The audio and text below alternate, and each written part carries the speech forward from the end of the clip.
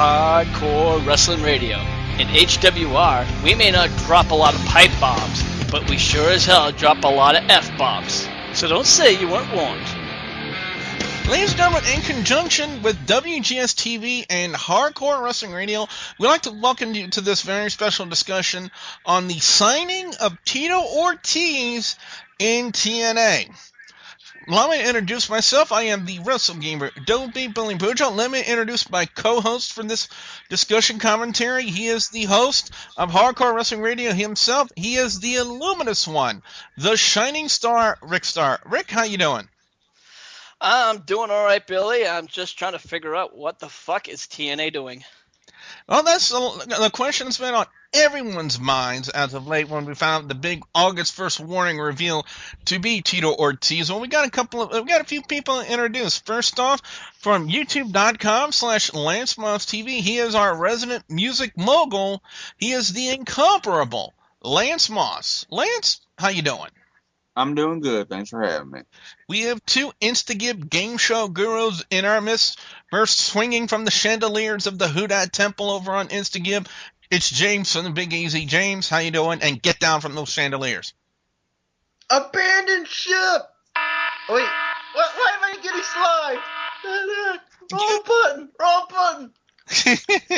From the hood over on Instagib, he is the Bay Area MVP, known as Will. Will, how you doing?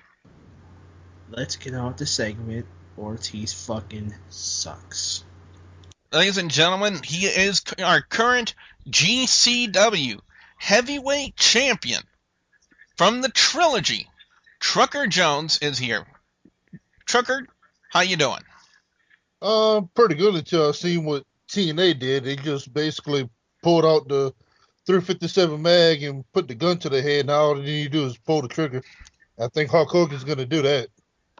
Well, now let's start from the beginning. And one thing that we can really say from the beginning, Rick, when we last week when we first started seeing the videos, of the August 1st warning, that needless to say, that TNA had us intrigued, wouldn't you say? Oh, absolutely. There was a strong buzz going with all these warnings. I mean, even though it was within a short week, it captured the internet. It was like, who the hell is this? We thought it was maybe from Wrestling 1. We thought maybe it was somebody from WWE. We thought it was maybe somebody back from TNA. We didn't know who it was, that it got everybody talking. And I believe that's what the purpose was, though, Rick, is to get people talking, and needless to say, it accomplished that. Yeah, absolutely. Unfortunately, it was just the end result that just kind of sucked, because when we saw who it actually was signed and who came out, it was just like huh? What? It just completely killed it. It was like the buzz kill, literally. I'm sorry. When I saw that, there was Tito Ortiz, another MMA fighter, and I'm like, oh my God, they're just promoting Bellator. They're not even promoting wrestling. They're promoting MMA. Why? And the fact that I realized, and I looked later on, and I realized that that they're promoting a fight from Rampage Jackson and Tito Ortiz that's happening in November, I realized even more that Rampage Jackson has no plans on fighting. It's ludicrous. Absolutely fucking ludicrous. I want to go over to the GCW heavyweight champion, Trucker Jones. Trucker, I just got to ask you this question. Why do you feel that TNA is signing on all these MMA guys and letting go of actual in-ring talent instead of just keeping your in-ring talent and advertising and working towards bettering your product? Well, as far as the MMA guys, I'm thinking, I don't think they contracted on the TNA, let's say, for example, because TNA got two different kind of contracts that they work with. They got TNA and they got Spike. I'm pretty sure all the MMA guys they're using is under Spike, even though they get a little kickback from TNA for being used. But what I don't understand is, and that's why they're going to fail miserably, is the money that they paying to have to bring in Tito Ortiz, Rampage Jackson, Hulk Hogan, people that don't really do nothing, and you can bring in better talent, better your product, and it's on the sinking ship right now, and I can't wait to see it go under. Lance, I want to ask you this: would you consider the signing and the letdown of Tito Ortiz being behind the August 1st warning? Would you kind of consider that maybe as TNA kind of signing the death warrant, like Dixie Carter signing the death warrant on TNA? I wouldn't say death warrant, more like putting it on life support. I mean, because the last time, Tito Ortiz, the last few fights I've seen, he got his ass whipped. So why bring in a guy that keeps getting his ass whipped? That's just my personal opinion. That's just me. James, would you ever think or figure that TNA would actually waste some of their time and efforts on their TV show to cross-promote Bellator like that? I mean, would you ever consider them, implementing a storyline the way they're doing with the August 1st warning to cross-promote Bellator and a fight between Tito Ortiz and Rampage Jackson? I just feel like this is just a desperation thing for TNA. It's basically, as I started in the beginning, it's like sinking ship right now. And this is more, as I said, I feel like it might not have been a TNA. It could be a TNA decision, but it's also a Spike decision because Bellator and TNA is on the same network, so you have to cross promote your stuff on the same network, and I just don't see why. I think the only reason I would see. The main reason why Tito Ortiz could be in TNA, besides the fact that he's doing that whole stint with Bellator, he could become a special guest referee, because remember, this is his third time in TNA, and the last few times he's been referee of a match. So I feel like he could be the referee for the 5-on-5 match that's coming up in 2 weeks. If I do remember, the last time Tito Ortiz was in TNA, I believe he was supposed to be the special guest referee in the NWA World Heavyweight title match that was supposed to take place between Jeff Jarrett and Kevin Nash. And for some reason, that matchup never even got off the blocks. I mean, it was immediately changed. And I remember the finale of that pay-per-view, and ended up with Rhino becoming the NWA World Heavyweight Champion, or at least being involved in the match. But guys and gals, Rick is over on Facebook.com/Hardcore Wrestling Radio. Rick, I got to ask you this question: what has been some of the initial reactions over on HWR's Facebook page to the signing of Tito Ortiz in TNA? Rick? Sorry, Mike had my mic off. One of the fans was just like, I knew it was him. He pretty much made this comment. It was Tony Egan. He says, "Did I not say it was Tito Ortiz? He was lame. He was pissed." Another fan pretty much was actually happy that he was like, "Oh, it's Tito." I'm like, and they think that it's going to happen. There's going to be a Lions Den match. And I don't think that's going to happen. A lot of people are hoping that they're going to try to recreate what the WWE did between back in the day, and that's not going to happen.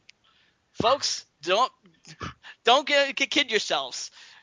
These two might squat each other a few times, but Rampage Jackson and Tito Ortiz have to have a real fight in November. They can't get injured. They can't get hurt in any shape or form. They cannot jeopardize that match. Okay?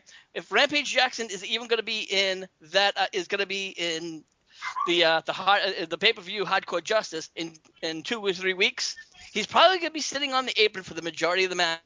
I need to correct you on one thing. It will not be a pay-per-view. Okay. But it's going to be my mistake. I know it was the last one was a pay-per-view, so it's going to be on regular television. My mistake. But anyways, when that match happens, he's going to spend most of the time on the apron, and then he'll probably come in just enough to get, sucker punched or whatever, get pinned, and get a fast count. Trucker Jones, would it be safe to say that being a trained MMA fighter and a trained pro wrestler are two totally different things?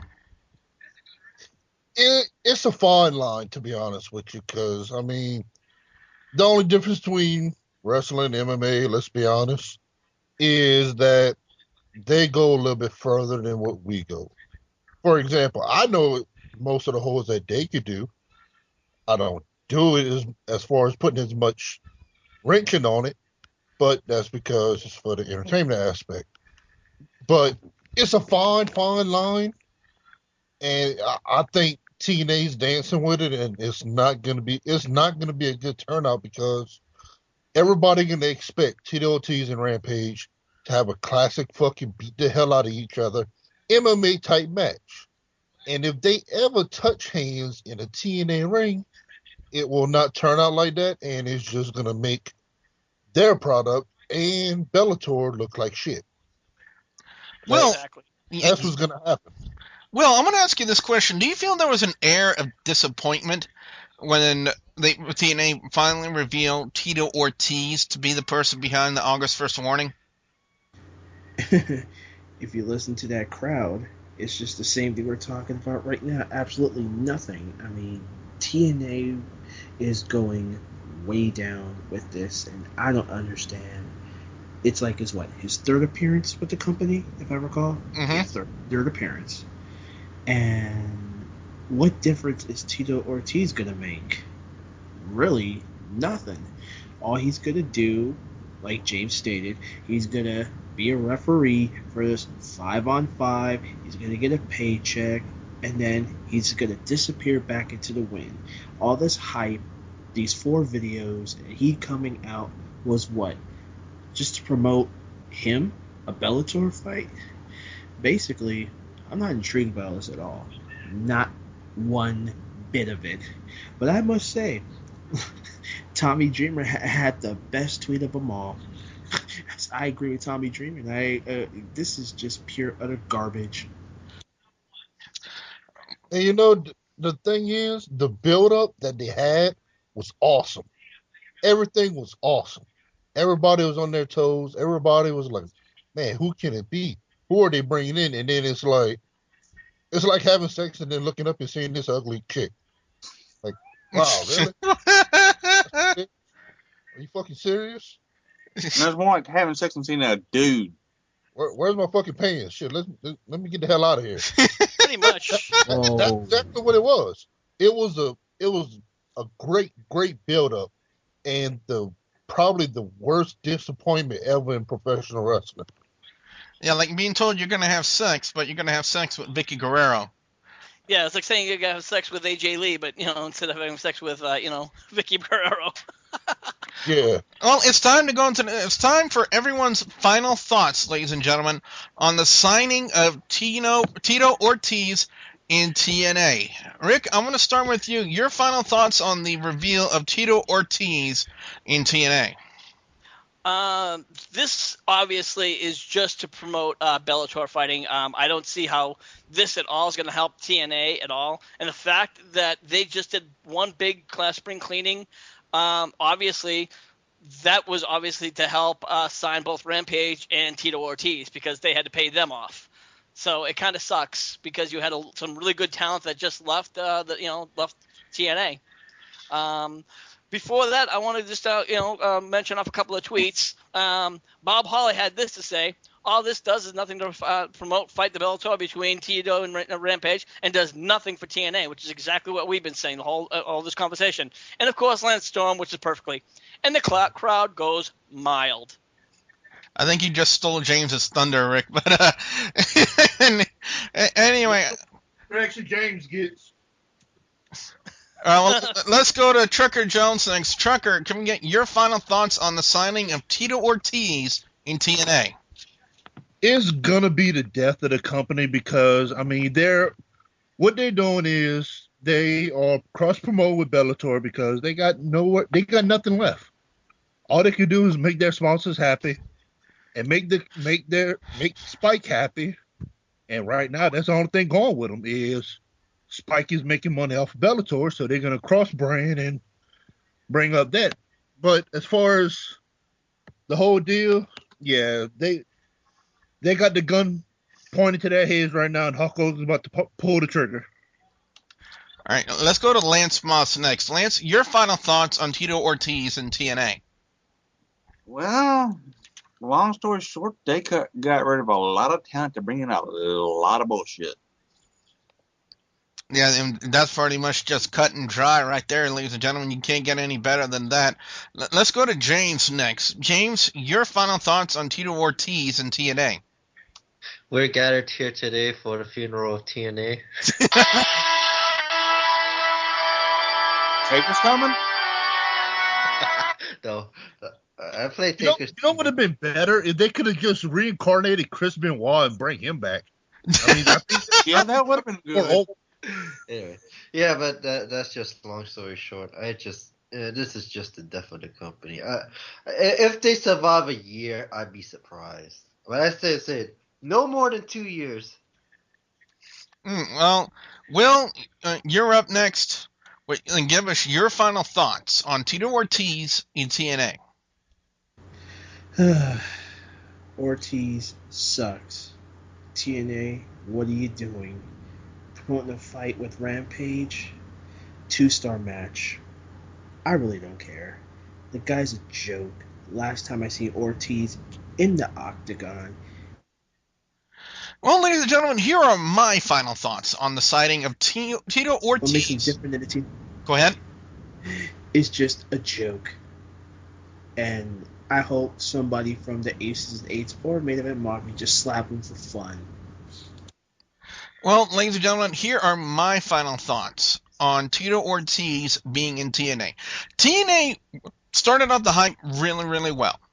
Albeit it was only a week to kind of build up the hype of the August 1st warning. They still had a lot of fans intrigued, and that really did serve the purpose of it. You want to get your fans to start talking about something about your company. When they had the inception of the Aces and Eights, that was it. You know, they were talking about what they were doing. Now I'm talking about at the start of Aces and Eights. I'm not talking about what they've been doing now. But, you know, with the August 1st warning videos, albeit it was only 3 different videos, it had fans guessing. You had fans wondering, you know, what's TNA doing? You know, were they bringing in new talent? Because TNA got rid of a lot of talent, and they really needed some new talent to help boost the company. Because Lord knows they probably might be losing Kurt Angle because of his DWI again. But to say the least, I am very much disappointed that TNA would actually waste the fans' time to cross-promote Bellator instead of working to better your own product. Hands down, this was probably a decision that was probably made not by Dixie Carter, but I would think by Spike TV themselves. You know, Spike TV saying, you know what, you're under contract to us.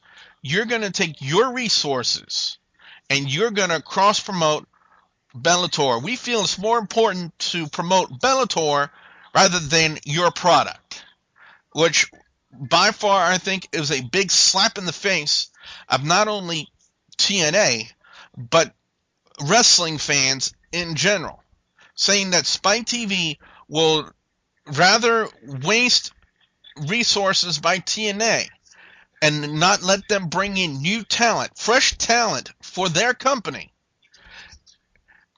and make TNA cross-promote an MMA fight by Bellator. Now, don't get me wrong. Bellator's got a good product. But why can't Bellator promote their own product? Why do they have to cross-promote their product on TNA? I really don't know. You know, I mean, this is something strange that Spike's been doing for quite some time. I think ever since they announced that King Mo was coming to TNA, and I thought that was a piece of garbage in itself. And I think this is probably even worse than the signing of King Mo Law. That's the signing of Tito Ortiz in TNA. I really don't see this going well, folks. I really don't. But on that note, ladies and gentlemen, what we want to know now from everyone out there, whether you're listening to us on WGS-TV or you're listening to us on Hardcore Wrestling Radio, we want to hear back from you guys, your thoughts on Tito Ortiz being in TNA. Be sure you put your comments where they're appropriate. Don't forget to like and favorite this. Rick, where can fans check you out on HWR? Of course, they can always check me out on my Facebook page. That's facebook.com/Hardcore Wrestling Radio. And if you ever want to listen to any of the shows, head on over to Spreaker.com/HWR Media. And of course, this Wednesday, we have Hardcore Wrestling Radio, where we have the privilege of talking to indie wrestling promoter Joseph Knight of Classic Wrestling Association to give us his insight about the current problems within TNA that's having, where the company's possibly heading, and how or if they can turn things around. Ladies and gentlemen, on August 31st at GCW's Back to School Brawl, our current GCW heavyweight champion Trucker Jones will be defending the title against the American Psycho, Lance Archer. Trucker Jones, your thoughts on the upcoming matchup between you and Lance Archer, very quickly? Actually, Archer won't be able to make it due to bookings with Japan. Okay. We're actually pushing that match back to February of next year. Okay. But I don't know. They told me they got a surprise for me, so I don't know who I'm wrestling on the 31st. So it should be kind of interesting. All right, cool. Well, again, a quick update to that the matchup between Trucker Jones and Lance Archer, originally scheduled to be at the Back to School Brawl August 31st, has been pushed back to February. So thank you for the update on that one, Trucker Jones. Lance, what can fans expect to see when they come visit your channel over on youtube.com/LanceMossTV? Album reviews, wrestling reviews, NASCAR reviews, and whatever else pops into my head.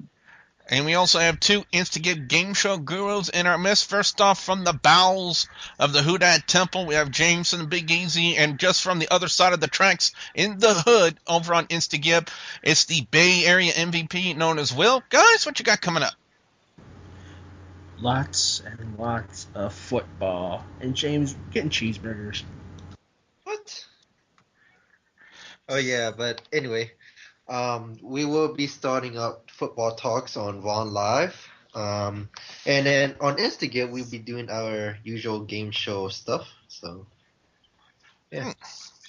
All right, fans. Also, don't forget to like the Facebook page of Hardcore Wrestling Radio, which is facebook.com/Hardcore Wrestling Radio. We also have the WGS-TV Facebook page, which is facebook.com/WGS-TV.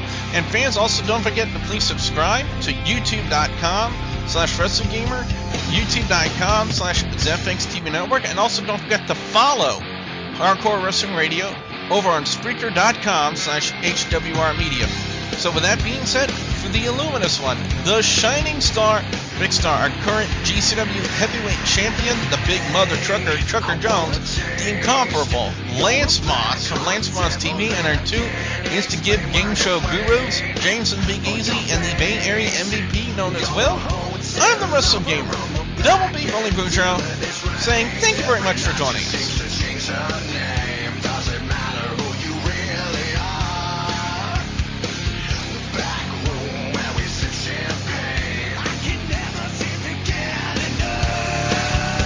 Thank you for listening to this edition of Hardcore Wrestling Radio. Be sure to follow us on our pages, facebook.com/Hardcore Wrestling Radio and Spreaker.com/HWR Media, and also on youtube.com/HWR Show. Until the next time, this is Rick Starr saying see you when we see you.